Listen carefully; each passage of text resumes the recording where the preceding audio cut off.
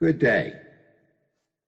I would like to excite you with a new way to teach math, our math curriculum. Nothing is worth learning that you don't remember. Can you imagine not being taught by a pro, given questionable information, required blindly to memorize information, shown the hardest way to do a problem, required to do mindless drills, find no practical use for what you learned, being criticized at your attempts to learn, and shown little enthusiasm for your successes? That is how being made to learn math looks to a lot of students and their parents taking math courses. With many people disliking math as a result of this approach, where are the role models we need to make the change?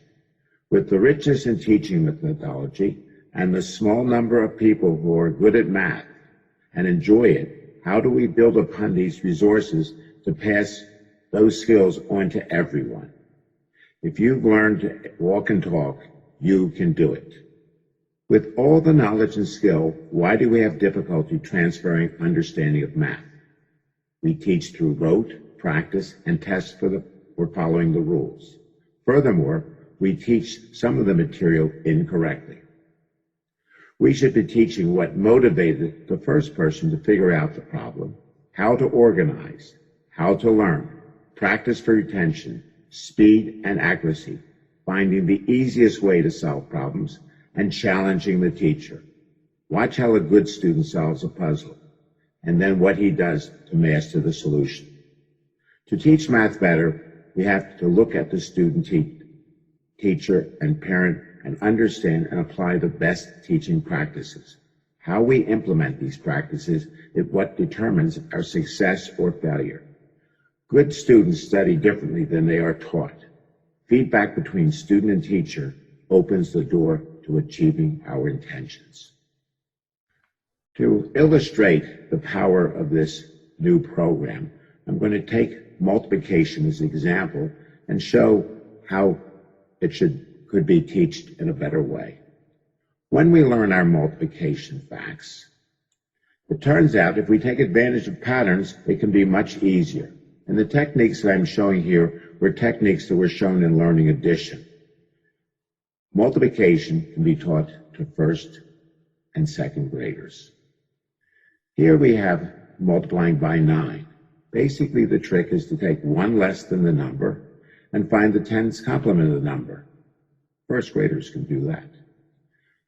To add 0 and multiply 0 and 1 is fairly easy. 2, we know from addition learning to add a number to itself. And if we double again and add the answer, we get the 4s. And when we look at this, what's in blue and white is what is left to learn.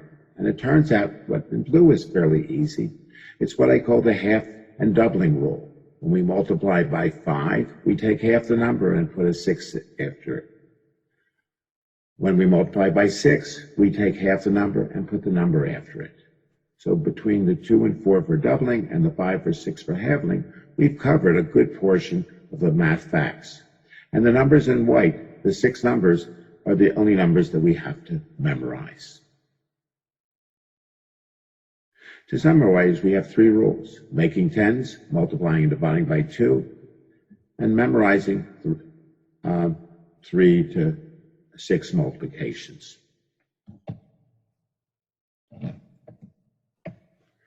Using fingers is a nice way of applying it, but not forgetting the answer. What's more important, if you are to use it, explain why it works. And that's basically what we've shown on this slide. Now, let's begin long multiplication. And first we start with fractions. What we've shown on the right in red, we've shown the old way of converting a fraction to a mixed fraction and doing all the work that's required to do that. If we make use of the distributive property, we can do it in half the effort and more likely get the right answer. When I've shown this to teachers, they've shown great amazement at this process.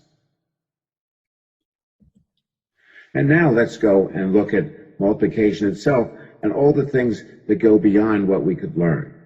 The interesting fact that I discovered was most fifth graders cannot do long multiplication, really can't do long multiplication. So here's one example, and this sort of explains what the problem is. We want to do 100 multiplications of the same number. No person in their right mind would do this. It's not worth the effort for getting some simple answer that you want to throw away. But suppose you can do it in 8 multiplications, and that's what we've shown here. We've shown by making use of the binary number system that we can take our 100, break it up into multiples of 2, and then just by squaring again, doing 6 of these squares till we get up to the 64th square, we then can basically take 3 of those squarings, multiply them together, and get the answer, all in 8 steps. Let's continue further to see how this works. On the right, this is the way you're taught to do a long multiplication. We see all the zeros that are thrown in there. Only the trailing 0 in the first line is of any use. The rest are thrown away. So moving over towards the left, we see what it would look like. We multiply 50 and then by 50,000. And what makes it even simpler, once we've done a multiplication by 5, we can just copy the answer because there are 2 of them, rather than do the multiplication again. Now, I want to do a multiplication of 1, 2, 3, 4, 5, 6. Why do all the over again when I've already done 1, 2, 3, 4, 5? Using the distributive property, we again showing just doing 2 extra multiplications, 6 times 1, 2, 3, 4, 5, 0, and 6 times it's 6, ELF. We get the answer rather quickly and more reliably. The reason why this was useful, and when I discovered this, was when I was using the check and guess method for taking square root. You go from 1 place, 2 places. After that, the multiplication was getting too long because the more digits you had, the more lines of multiplication. Here I show how easy it is to get to 3 digits doing very little multiplication. You see, the distributive property makes the problem manageable.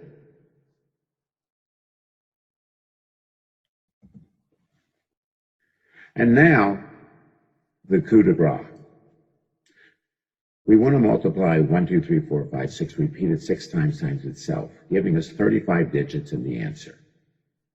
We've shown that since we already know how to do 1, 2, 3, 4, 5, 6, we can just make use of that. What we basically are doing is we're taking and multiplying the 1, 2, 3, 4, 5, 6, which gives us the first line.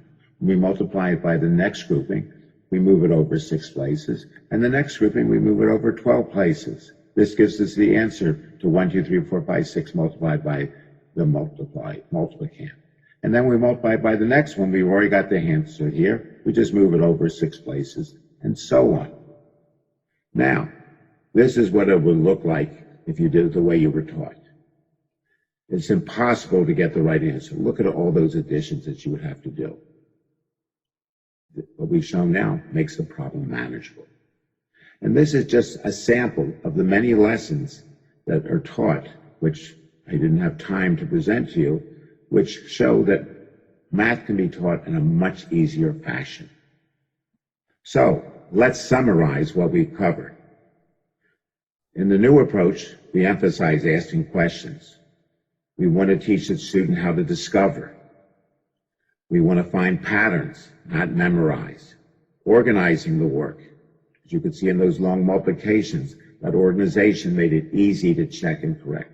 Find the easiest way to solve the problem, not the most difficult, as we showed with the multiplying of mixed fractions. And check for errors. My experience is students do not do this regularly, and my own experience is this is the key to being able to solve problems. And be able to describe your work. I've discovered by having the students program some of their work in Python that they actually can learn it better. And finally, understand the basics and then go for speed. That's the easiest way to test yourself. And then you become self-teaching. This is an easy challenge. Let this be the umbrella for your approach to teaching. If you're interested in implementing in this school, this is what we have to offer: experience. The scientific method, we've tested this for 10 years. We have the textbooks, we have the website, and we've been doing online teaching with Zoom. What we want to do, completely change the way math is taught using known techniques and building upon what you already have. We can train and mentor your teachers, educate your parents, teach them how not to teach, and provide role models for teachers and students. The approach illustrated has been used formally from kindergarten to 6th grade. Teachers who have followed or been mentored by this program see dramatic changes, particularly in cognitive skill and enjoyment of math. Students develop confidence in their ability and see a dramatic improvement in the ability to learn new material. The program is far superior to those used by teaching learning challenged children. Gifted kids surface quickly as they start doing math puzzles on their own motivation. They get excited about challenging problems and will practice for mastery. The program has evolved and been tested for over 10 years in 3 major school districts and with students from private schools. Changes in principals and curriculum directors have been the greatest hurdle. Students and teachers are taught material up to 4 years beyond current grade levels. To contact us, you can reach us at Math and Physics Exploration. The address, phone number, and email websites are given, or you can contact me, Irvin Miller. I give you my address and my email. Thank you.